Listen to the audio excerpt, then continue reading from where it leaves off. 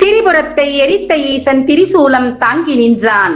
அரங்கநாதன் அச்சுதனோ ஆழியினை ஏந்தி நின்றான்.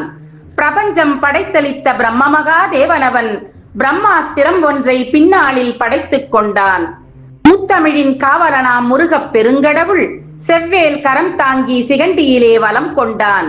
முக்கண்ணான் மூத்த மகன் முந்தி விநாயகனும் பாசாங்குசமழுவும் படைக்கருவி ஆக்கிக் கொண்டான். வெள்ளை யானையிலே வீச்சிருக்கும் இந்திரனோ ததீசி எலும்பினையே தன் கருவி ஆக்கிக் கொண்டான். காவல் தெய்வமான கருப்பண்ண சாமியவன் வீராதி வீரனாகி வீச்சருவாள் வீசி நின்றான். ஆண்டவர்கள் கையிருக்கும் ஆயுதங்கள் அத்தனையும் பாவையவள் பார்வை எனும் படைக்கருவியானதென்ன?